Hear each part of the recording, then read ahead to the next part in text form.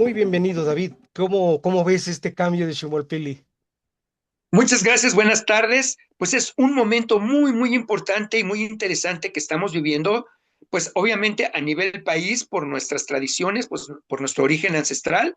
pero lo estamos viendo que incluso está teniendo repercusiones a nivel mundial porque son momentos de gran definición a nivel global. Hay cambio climático, hay fenómenos de la naturaleza, sociales, humanos. Entonces, estamos viendo que estamos prácticamente llegando al término de un ciclo para el inicio de un nuevo ciclo. Entonces, para nosotros, 12 de marzo, al amanecer, en este caso, en un día Cecipacli, en un año uno Toshli, Setoshli, uno conejo, vamos a iniciar nuestro nuevo año mexicano como cada año, pero también va a coincidir, por ser un año Setoshli, un amarre de 52 años de aquel uno conejo en donde hicimos el precedente amarre que fue en el año 1974. Entonces se cumplen ya 52 años de que lo hemos marcado, varios siglos después de que se había perdido esta tradición desde la época de nuestros ancestros, mediante la invasión, mediante el virreinato, mediante guerras de reforma, etcétera. Y bueno, después de muchas investigaciones, pero además las tradiciones conservadas en diferentes comunidades, en 1974 reanudamos, recuperamos el amarre de nuestros ciclos de 52 años en uno conejo. ¿Por qué? Porque en los años uno conejo son nada más y nada menos que el precedente inmediato del año 2 Carrizo o Meacatl, en el que tendremos que hacer el encendido del fuego nuevo. Y como comentábamos también, pues estos ciclos son encadenados con los ciclos que vinieron cumpliendo nuestros ancestros. Por ejemplo, en este caso, y una vez adelanto, es bien importante tomar en cuenta que vamos a celebrar nuestros 702 años de la fundación de Tenochtitlan. Y entonces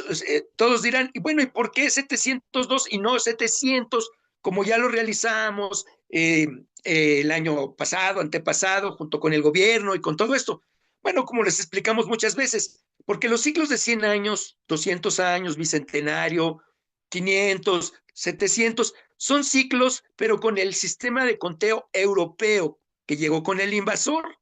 ¿Sí? Pero nuestros siglos no eran de 100 años, ni periodos de 50 años, porque la base de todas nuestras cuentas ancestrales es el 13. Son tlalpilis de 13 años, 4 tlalpilis, 52 años, 2 veces 52,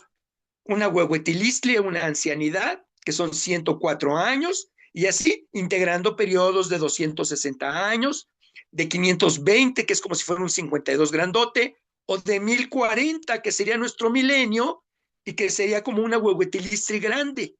Entonces, en este caso, ¿por qué 702? Es importante, porque 702 es múltiplo de 13 y es múltiplo de 9, que son las cuentas de los 9 señores de la noche, de los 13 señores del día o volátiles, y entonces estamos cumpliendo 9 periodos de 78 años, que son 6 veces 13, o en otras palabras, 13 por 52, o sea, 676 años, como lo marcan las crónicas, por ejemplo, Códice Chimalpopoca, Leyenda de los Soles. Entonces, en el año 2000, que fue un año no pedernal, cumplimos 676 años, 13 por 52, de aquel 1324, cuando se funda Tenochtitlan, con el portanto del águila sobre el nopal, el águila que representa el sol, el paso del sol por el cenit, el segundo, la conexión del plano celeste con la región del inframundo, la serpiente que vive en las oquedades, la tierra, etcétera. Y son 26 años de transición justamente al término de cada periodo de 676. Por lo tanto, 676 más 26 son 702 años. Por lo tanto, para nosotros, como herederos ancestrales de estas culturas, es mucho, mucho, mucho más importante un 702 que decir un 700 o séptimo centenario. ¿Sí? Entonces, aquí sí estamos hablando ya en el lenguaje de nuestros abuelos. 702 son 676 más 26 de transición, es decir, 52 por 13 más 2 tlalpilis, o 9 periodos de 78 años. Y eso es bien importante porque entonces sí nos conecta con lo que sucedió en aquel 1324 cuando se funda Tenochtitlan,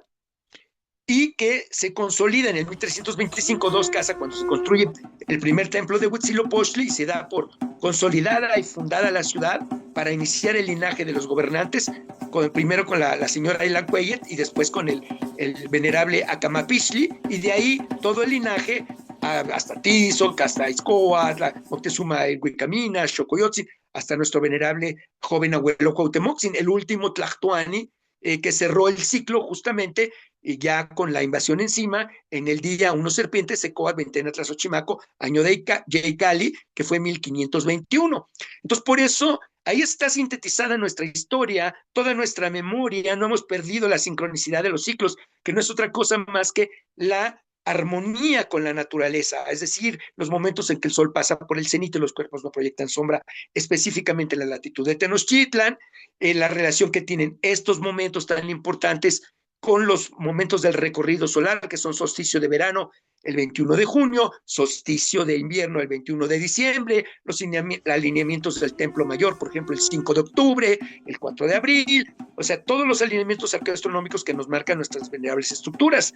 Y obviamente esto se amarra cada 52 años con el ciclo que llamamos Shupowali, que son 18 por 20, 360 más 5 días especiales de Montemi, con la recuperación de cuarto de día, que precisamente por eso nosotros no iniciamos siempre a las 12 de la noche la europea, sino vamos recuperando el cuarto de día y no necesitamos tener un bisiesto cada 4 años para apuntalar nuestra correlación, que además es muy importante señalar que históricamente, ¿por qué sabemos que el año Mexica Tenochca iniciaba en 12 de marzo? En primer lugar, pues porque nos lo señalan varias fuentes originarias, especialmente Códice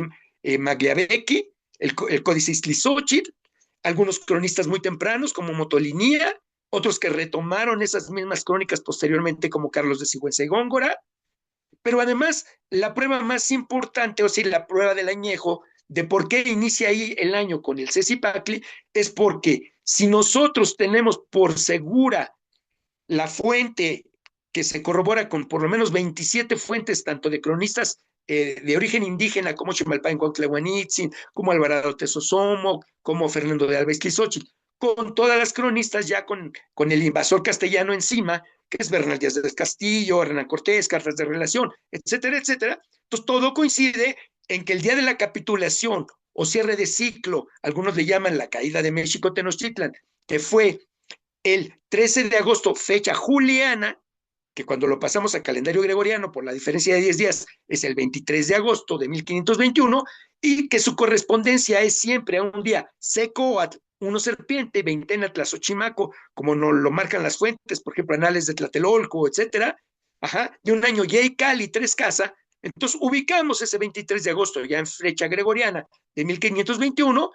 y hacemos el recorrido retrospectivo para atrás hasta el punto donde se cumpliría justamente la veintena con su orden cardinal Tlazochimaco en un día Cecipacli de Atlacahualo, que es la primera veintena del año, como nos la señalan todas las fuentes que acabo de mencionar y muchas otras más, y eso no nos da más que 12 de marzo, o con la mecánica de recuperación cuarto de día, 11 o 12 de marzo, pero ese es el año nuevo en un 1 Cipacli de los años con numeral 1, y como en este caso, 1 conejo previo al 2 carrizo o meacatl para encendido de fuego nuevo en Panquetzalistli cada solsticio de invierno, justamente en la transición del día Coat a Miquistli, pues amarrado está todo arqueoastronómica y calendárica e históricamente, y por eso es la correlación que manejamos, no nada más porque tenemos todos los fundamentos históricos, astronómicos, calendáricos, sino porque además tenemos la fuerza de la tradición, porque además desde el año 1934 con el maestro Arturo Mesa Gutiérrez y otros jefes que en aquel entonces lo acompañaban en esas primeras investigaciones para recuperar todo esto, como fue por ejemplo el maestro David Esparza, un poco el que recuperó todo lo del Nepohualtzin o Nepohualtzintzin, autor del cómputo azteca, con Ignacio Romero Vargas Iturbide, como ya mencioné, David Esparza Hidalgo, Domingo Martínez Paredes, Francisco Jiménez Tlacaelen, en fin, fueron recuperando todo esto a lo que nosotros fuimos agregando la forma de apuntalar y de fundamentar astronómicamente el calendario, que fue pues un poco la continuación de lo que intentaron reconstruir en los años 1800 o al principios de 1900, gente como Edward Seller o como Caso, como Alfonso Caso después, ¿no? Y que hicieron los primeros cuadros de reconstrucción, de los que los tomó Cecilio Robelo, y que fuimos retomando con fechas históricas para poder decir que esto está fundamentado no solamente en la crónica de Fray Diego Durán, porque eso ha sido muy discutido, porque Fray Diego Durán, pues a su vez, copió de otros documentos originales. Ahí está la famosa historia de la Crónica X, ¿no? Que Fray Diego Durán tomó lo que es el Códice Ramírez, que era un poco la historia de Acosta, y el Códice Tobar, o llamado también del cronista Tobar, pero que originalmente todo partía de documentos originales que para el momento en que hicieron la recuperación, Fray Bernardino de Sahagún, Fray Diego Durán, Motolinía y todos ellos, Acosta, pues estaban todavía vigentes esos documentos en papel de amate o en piel de venado, y que todavía había gente que los podía leer, tonalpuques, que eran los informantes en su momento de la escuela del Colegio Imperial de Santa Cruz Tlatelolco, como de Fray Bernardino de Sahagún o de Fray Diego Durán, y que fueron gentes como Antonio Valeriano, Bejarano,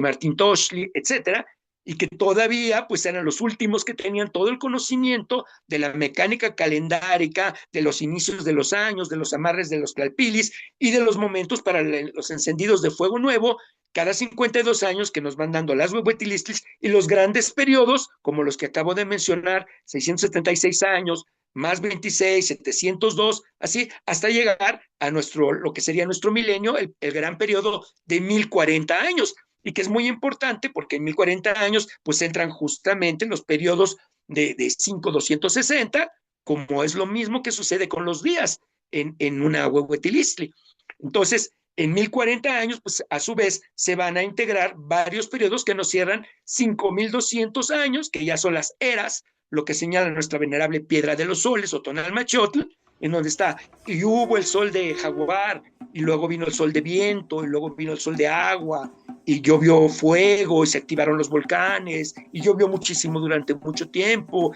y hubo grandes inundaciones, y los seres vivos tuvieron que vivir como peces, hasta llegar al quinto sol, Nahui Olin, su nombre, sol de movimiento, que es en el que estamos viviendo actualmente, y que justamente por eso es bien importante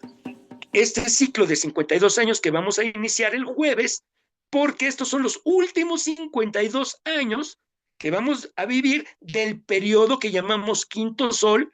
y que va a culminar con ese periodo de 1040 años del que estoy mencionando, y del que forma parte desde que salieron de Aztla nuestros abuelos Mexicatenochca, 26 años antes, cómo habían ellos heredado este conocimiento de los abuelos tolteca, y cómo en un principio los abuelos tolteca, que encendieron sus fuegos nuevos en uno conejo Setochtli, fue transformado, como lo señalan las crónicas, cuando el Tezcatlipoca Yayauqui se transforma en Mixcoa, cae el tizón, el pedernal a la tierra, y entonces se organizan las cuentas para que los herederos de los tolteca, que en ese momento había sido su jefe y su líder, el gran Seacatl-Topiltzin-Quetzalcóatl, no pierdan este conocimiento, se llegan a Chicomostoc, y de Chicomostoc los 7 grupos salen de la caverna de las 7 cuevas para emprender la caminata hasta el lugar en donde se iba a cristalizar todo esto del conocimiento de tolteca, y que eran ni más ni menos los herederos de la gran Teotihuacán. Por eso es tan importante la relación que tuvo Tenochtitlan como ciudad, el lugar donde se funda, y la cercanía que tenemos con Teotihuacán, que era como el modelo del periodo clásico de la antigua toltequidad, crisol de todos estos conocimientos, herederos de los abuelos Olmeca, que son los creadores de las cuentas calendáricas, del Tonalpohualli, la cuenta de 260 días, 20 por 13, y obviamente del Chupohualli, 18 por 20 más 5, y cómo se sincronizan cada 52 años. ¿Por qué? Por la fórmula matemática que nos dice, en donde 73 por 260 es la misma cantidad de días que 52 por 365. Y cada 104 días, cada 104 años se sincroniza con los periodos de Venus, en donde 8 años de la Tierra